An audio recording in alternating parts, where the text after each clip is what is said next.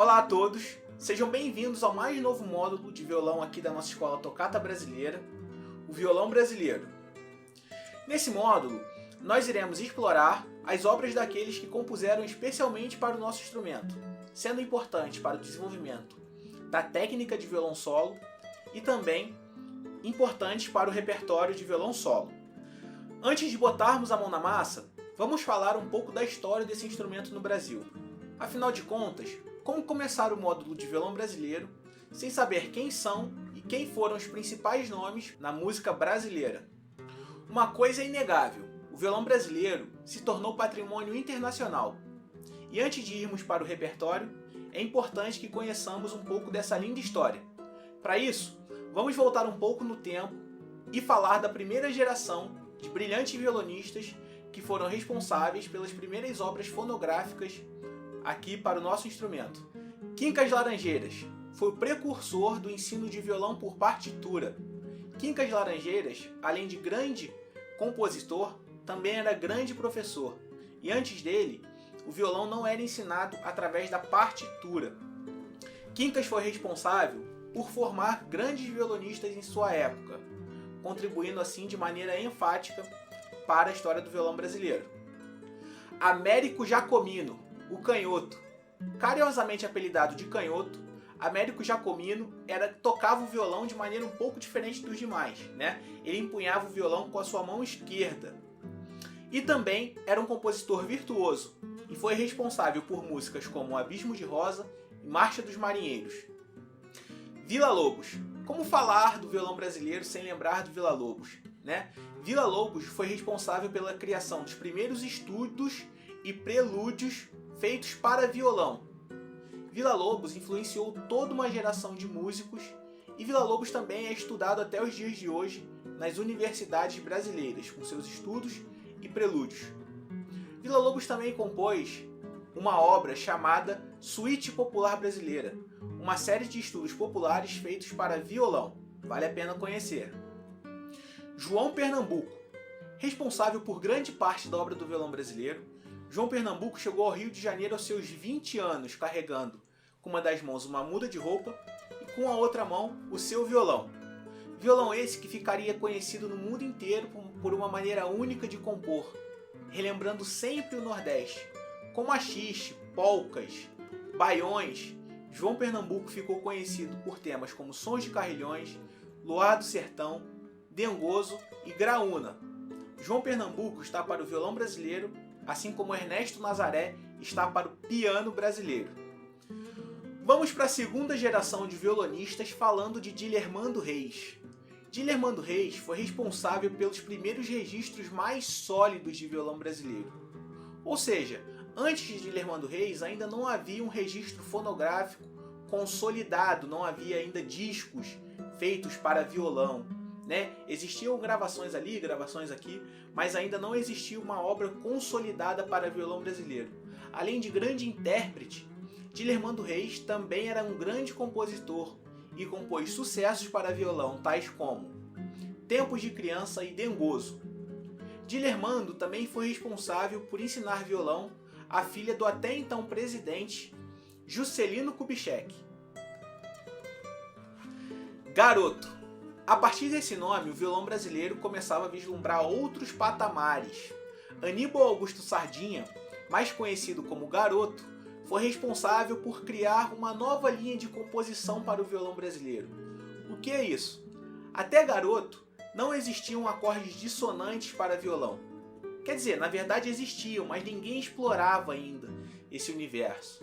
Garoto é considerado por grandes nomes da música brasileira o pai da modernização do violão brasileiro, utilizando acordes jamais vistos antes e jamais pensados por compositores da geração passada. Temas como Lamentos do Morro e Tristezas de um Violão são considerados modernos até os dias de hoje, enfatizando ainda mais a importância desse compositor para a história do nosso violão. Terceira geração. Terceira geração ficou marcada por Baden Powell, né? É como falar do violão brasileiro sem lembrar do compositor e do intérprete que foi Baden Powell. Baden Powell surgiu como uma avalanche rítmica e harmônica nunca vista antes. ficou responsável por consolidar a música brasileira no período pós-bossa nova. É importante lembrar que até a bossa nova, o violão mais virtuoso que já se tinha ouvido era o violão de João Gilberto, que caminhava por blocos, né? Baden-Powell surgiu revirando toda essa história, pois o seu violão caminhava mais livremente, ele não caminhava somente até a quinta casa, fazendo aqueles blocos de acordes, era um violão mais livre, mais arrojado, né? Baden-Powell ficou famoso por compor para grandes parcerias, mas a sua parceria mais famosa foi com o grande poeta Vinícius de Moraes aos seus 23 anos. Sim, aos 23 anos, Baden-Powell compunha junto com Vinícius de Moraes uma das obras mais importantes para a música brasileira, os Afro-Sambas. Baden-Powell influenciaria uma nova geração de violonistas que nascia no Brasil e no mundo, enfatizando também a sua importância para a consolidação da música brasileira em todo o universo. Vamos para a quarta geração falando de Ginga, um dos violonistas mais habilidosos do Brasil. Ginga é dono de uma das obras mais virtuosas para violão, de grandes canções importantíssimas para o cancioneiro da música popular brasileira. Parcerias com Aldir Blanc e Paulo César Pinheiro consolidaram a sua obra, e também sua obra foi gravada por grandes artistas da música brasileira, tais como Leila Pinheiro, Ed Mota, Lenine. Considerados por muitos o maior nome do violão no século passado, Rafael Rabelo começou a tocar muito jovem. Nascido em Petrópolis, logo se mudou para o Rio para estudar violão com até então o professor de Baden-Powell, o Meira. Ao começar seus estudos, Rafael Rabelo se deixou levar e se influenciar muito pelo choro e pelo samba brasileiro, desembocando na maior referência do violão de 7 cordas brasileiro, o Dino 7 cordas. Uma parte da vida do Rafael Rabelo era tão fã do Dino 7 cordas que ele chegava a imitar o Dino 7 cordas no jeito de se vestir, no jeito de tocar, né? Rafael Rabelo foi um grande virtuoso e gravou diversos discos do samba e do choro. Porém, o Rafael Rabelo não era só um virtuoso do violão de 7 cordas de aço, ele também era um violonista virtuoso no violão de 6 cordas de nylon, né? Que era o violão solista que o próprio Baden-Powell usava. Porém, Rafael Rabelo, violonista de 7 cordas que era, né? Usou a sua imaginação e criou um novo violão de 7 cordas, que foi o violão de 7 cordas de nylon, que é esse que eu estou segurando aqui, né? Abrindo uma infinita gama de possibilidades harmônicas para os solos que aquela mente brilhante fazia. O mesmo foi considerado por Tom Jobim o maior intérprete de suas obras. Sendo assim, Rafael Rabelo marcou uma nova geração de violonistas e uma nova escola de violão de 7 cordas, enfatizando a sua importância para o desenvolvimento da música brasileira.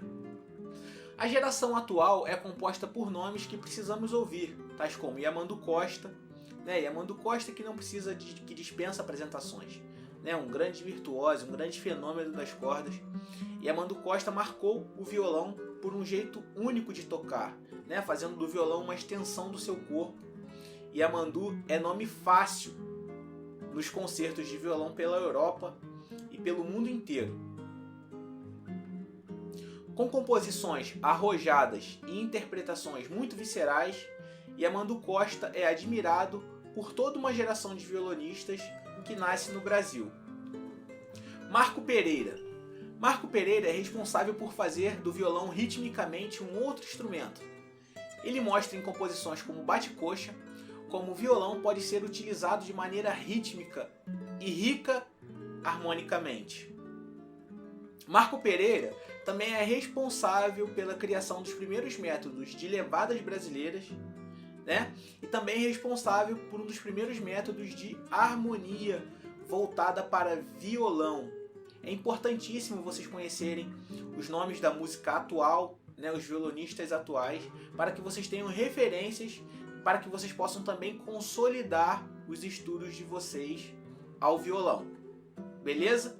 Então é isso, pessoal. Espero que vocês tenham gostado da nossa primeira aula e vamos juntos, vamos firmes para esse módulo de violão brasileiro. Aqui dentro a gente vai conhecer canções e histórias que marcaram a época no desenvolvimento desse instrumento aqui tão querido por todos nós. Beleza? Um abraço e até a próxima. Valeu!